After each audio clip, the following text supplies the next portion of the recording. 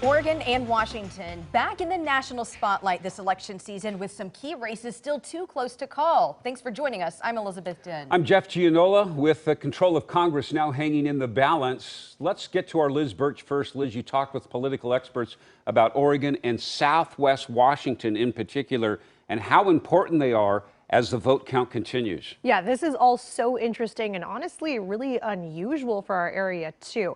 Now, it's interesting both because the so-called red wave that was expected nationally that didn't really materialize, but also because our races here have been so close and so important nationally.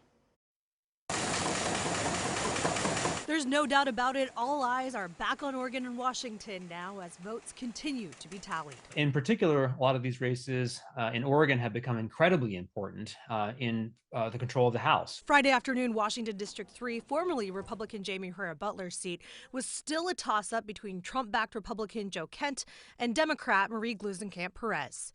In Oregon, the hotly contested District 5 race was still too close to call between Republican Lori Chavez DeRemer and Democrat contender Jamie McLeod Skinner. In the new 6th Congressional District, Democrat Andrea Salinas was still vying with Republican Mike Erickson. Reed College professor Chris Koski says we followed a national trend in the Northwest. Once we gain the national spotlight, then these races become truly nationalized. So insofar as we think about these kinds of local issues driving a lot of what we think about candidates, that is true. But it's also true that we think of each of these races as not necessarily entirely reflections of what we want as Oregonians, be it the governor, be it even the state legislature or members of Congress.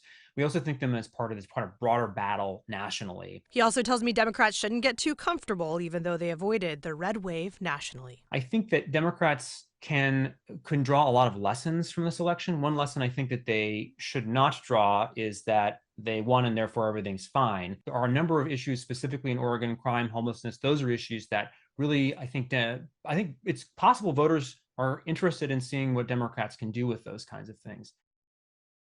And again, he calls our local congressional races incredibly important nationally. So something we're keeping such a close eye on, but so many of those are just so close right now. They really are. And of course, we remind everybody how ballots could be postmarked by this past Tuesday election day. So some are actually still coming in and still allowed to be counted. Liz, thank you.